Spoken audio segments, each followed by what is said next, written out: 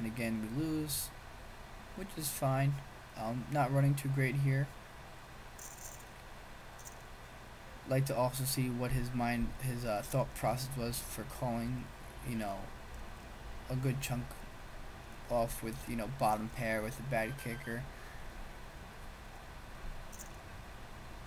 I mean, what could he have in his, what could he think my hand ranges could be there where I'm gonna re-raise with complete air? Maybe he thought I had a straight draw. I don't know. I guess we'll find out later on, huh? So here he checks back, and our notes from a while ago, if he does check the flop, obviously we're betting. Unfortunately, he's not checking enough for us to, you know, get a lot of revenue from, you know, that leak of his. But so right here we check back the flop, pretty wet flop. And then we hit the king on the turn, and we decide to re-raise that for value, obviously, since we know that he tends to, you know, feed off our weaker plays. I don't just want a smooth call there with there's lots of flush draws, straight draws out there, so I don't want to get too crafty with a hand like that. Right here, once again, you know, bottom pair with a straight draw.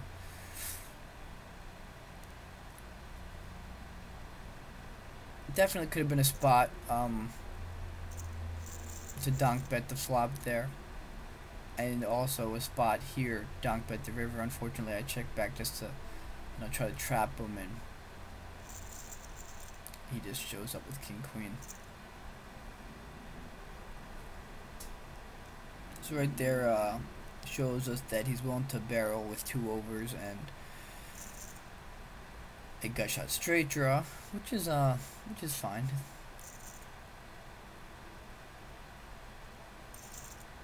Right here, king 4. Unfortunately, we're folding.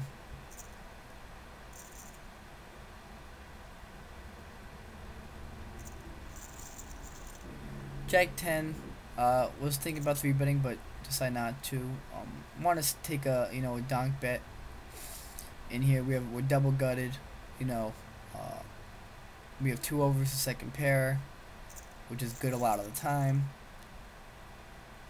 We end up hitting the nuts on the turn, and right here, since I know he loves to you know, attack our weakness, we decide to, you know, make a small bet just to look very, very weak on the turn, and it works perfectly. Fortunately for the river, once again we get basically counterfeited, and he fires away. We shove, obviously, and he calls with his 10-5. So once again, the cards pretty much bailing this guy out. You know, I think we've been playing you know, fairly well, minus, you know, a few hands. Definitely, you know, the second hand of the game in the very first game. But since then, I think we've been playing pretty solid poker. Maybe missed a few spots. But, yeah. So right here, he's opening 100% of the time. I decided I'm going to start, you know, mixing in my 3-betting range with ace-x. You know, from maybe like ace-6 to ace-8. Don't want to get too carried away with ace-3, ace-4, you know, just want to balance it a little bit. So right here, once again, I decide to donk bet with mid-pair. Pretty good kicker. You know, I did that more as a bluff more than anything else. Didn't really do that for value. Continuing just to mix it up, to be honest with you. Last time he saw we did it with the draw, and then we ended up turning the nuts. So he probably thinks that us donking is rather strong. So right here, he check raises us on a paired board. I know that he's not hitting that board a lot. I know that he's not re-raising that 7 a lot. And we have the Jack X, so him having a Jack X in his range is just not too believable. So we decide to, you know, re-raise his check raise, and he just folds immediately. which lets me know he pretty much had nothing there. Once again, 3-betting.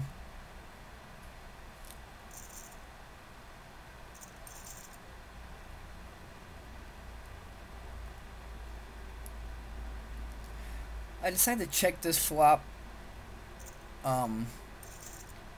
Definitely should have c-bet the flop. I mean, last time we had a hand like this, he did check raise us, so didn't want to, fall into that pattern again with a hand like 10-7 where I'm going to have to fold. So I played a little passively. Unfortunately, he obviously, decided to bet out as soon as I did that, and we had to fold.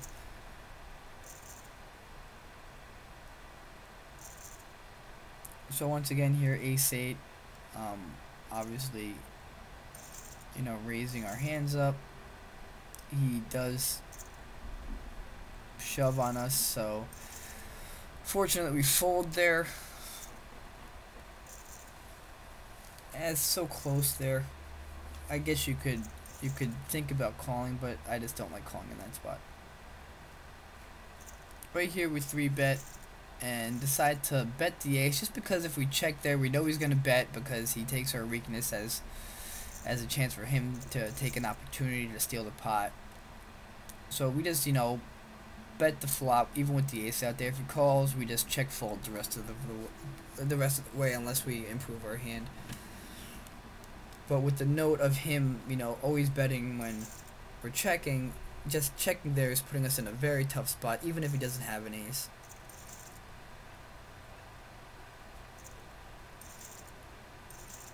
Sorry, we have pocket fours. Decided to play a little more passive. I usually 3-bet from like pocket 7s and up when it comes to pocket pair. Last time I shoved with pocket pair, he did make a pretty, in my book, pretty loose call, since it was my first shove.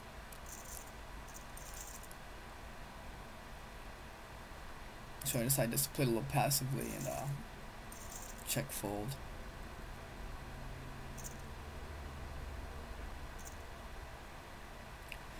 Decided to limp here and test the water, see what he's continuing. Once again, he's punishing our limps, so that hasn't changed much at all. But it's good to see if he's still doing that. Test him out once in a while. Right here, once again, Queen Jack. No, I've definitely been c-betting a lot of those Queen Jack hands. In hindsight, should definitely mix it up. Call some and 3-bet some. Definitely, I think I'm losing some value there, which is unfortunate, but something that I can definitely look into in the future. Right here, we decide to donk bet again. We do turn straight, the gut shots open end a straight draw, so we decide to bet for value here. I'm not crazy about my bet sizing there. I think it should be a little bit more, maybe 180, because I do want him to fold. Unfortunately, the 2 is just a very, very bad barrel card for the river. I mean, if he's calling the turn, he's calling the river, and I obviously have to check there. It'd be pretty cool if I did, fire around the river there and see if he did call. But the 2 is just it's pretty bad in the river. And I mean, so many other cards there firing away on. He ended up having a pair of 7s with an ace kicker. So I wonder if he would have called the river or not. Would have been interesting to see.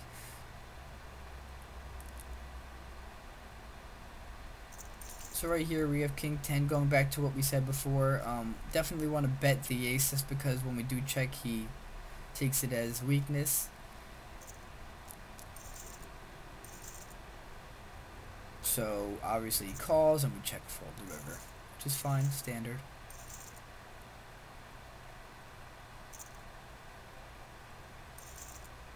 Four 9, gonna fold.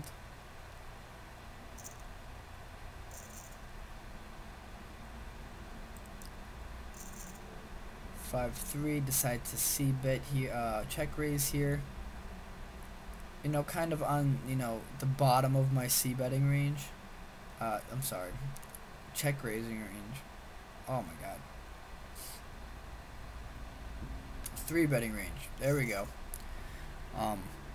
Unfortunately, he does 4-bet us. rather lately. Every time I see that, when I see that 4-bet minimum like that, it's always like usually a huge hand. I like to see what he had there. Pretty sure he had a huge pocket pair. So right here he shoves, and he ends up with nines. Once again, not crazy about the play. When you're shoving there with nines, you're losing a lot of value against hands like king 7, king 5, ace 7, ace 8, ace 9. I think that a lot of the time he's gonna see people folding in that spot. Also, if he does decide to 3-bet that, I'm probably 4-bet shoving, just because his 3-bet range is pretty wide. So he's pretty much got me all in there anyways, but he did get lucky, and I ended up with a hand like sixes, and he did get me all in. Once again, it's one of those situations where I find that his play is it's kind of just working for him today.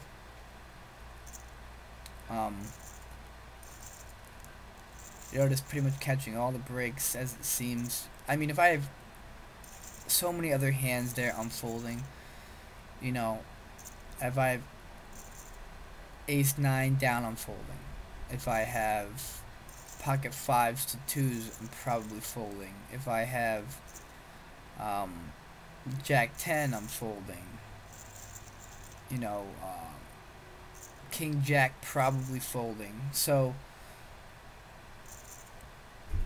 yeah, I mean, he got me all in, but he lost some value for sure in most circumstances. So I wouldn't advise doing that play too often, unless you're really going metagame and it's a situation where you know that he doesn't think that you're doing it with such hands. But oh well. Anyways, back to the next game. Been pretty straightforward so far. I decided to 3-bet check raise this flop here. Not ideal. I mean, checking, I calling there is probably the better route there. But once again, he's been c-betting a lot. And with the ace out there, could very easily rep the ace.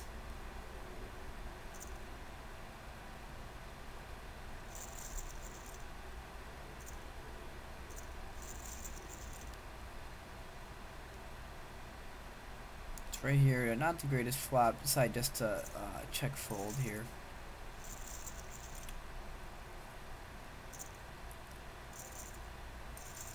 Jack 2 to fold.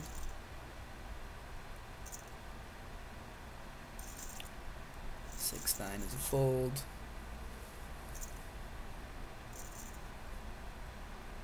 Pocket jacks here, definitely 3-betting. Definitely continuation bet in this flop. I would have liked to make that continuation bet a little bit larger. Try to get it in on such a flop. We don't really want him flatting there. Unfortunately, he does, and we do find ourselves in a little bit of a pickle here on the turn.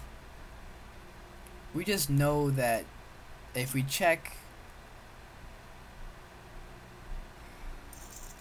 he's going to, be very aggressive.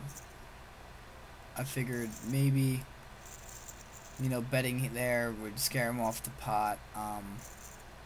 Since we haven't been, barreling too much. Fortunately, he shoves and we have to fold. Definitely, it's a very interesting hand. Would like to definitely know some feedback on such a hand. I mean, I'm sure a lot of players would probably just, check fold there on the turn, which is fine. But what can you do, right?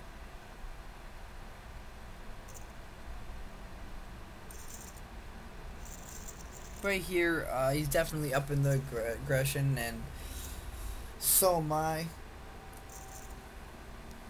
I decided to slow it down though with a hand like ace queen, where he obviously punishes a big note on him, and we do get it all in ahead, which is good.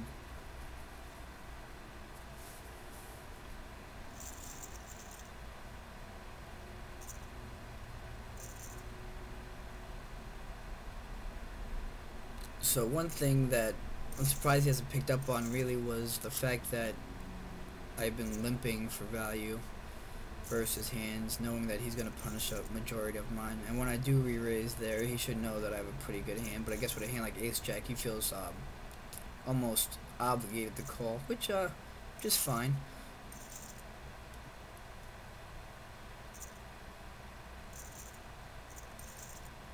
Seven nine suited, definitely plays very well post flop. Here's another hand where I decide to slow play and it gets me in trouble. Since he's c-betting a lot and, you know, barreling quite a bit, I decided just to, you know, call the flop. Spade hits on the turn, basically ruins my hand. His river bet here, I just have it being so strong, just because he knows that once I, you know, call that turn, I probably have, in most likelihood, I have a flush. Now, the problem is, how strong is my flush? And with him betting so big on the river there, I just have him, you know, at least a queen, a jack, definitely a queen. I have, you know, a lot of his range I'm beat by, so I decided to let it go. It'd be interesting to see if he bluffed me out on that hand. Would have been a very good bluff.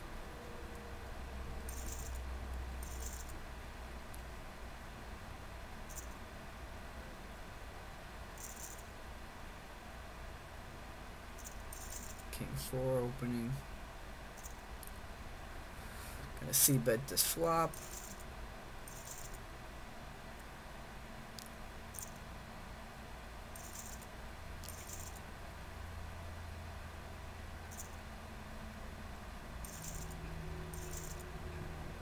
So nothing too exciting here in what I think is our final game. Gonna 3-bet here with a 8-6 suited. And he decides a 4-bet shove. And we have to lay it down. Something that I should have made an adjustment to probably a little bit earlier was the fact that I've been 3-betting quite a large number this game, up to 35%. At this point, I'm pretty much playing the way I believe that he would want his opponents to play. And to be honest, I think just a lot of the bad beats probably started to get to me this game.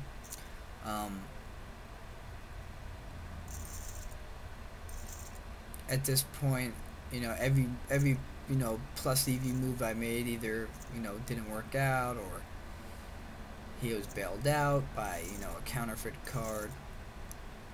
Can't really win any coin tosses, so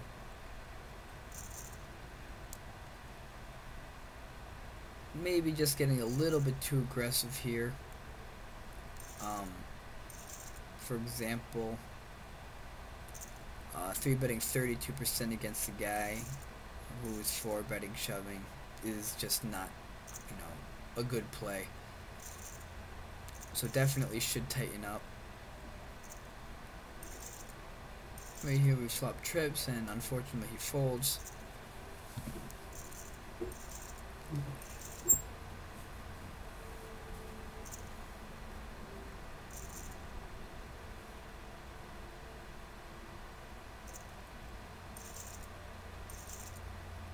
Once again, he's shoving. Wonder, pretty interested to see what he's shoving with there. He is pretty deep.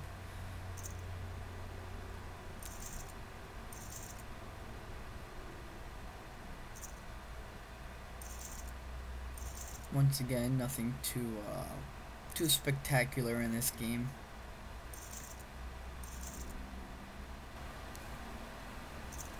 Alright, so Jack 5 is an easy fold.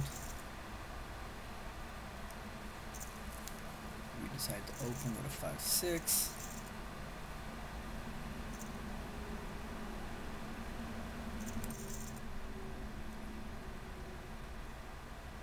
We decided to c-bet our gut shot straight draw, and when the flop comes, another 3, we decide just to check fold. Pretty standard there. Ace 2 is definitely a shove here with the stack sizes since the blinds went up to 25-50.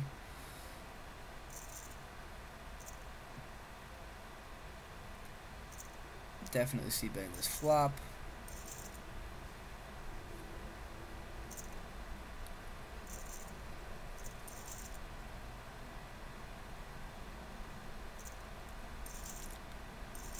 King 6, definitely.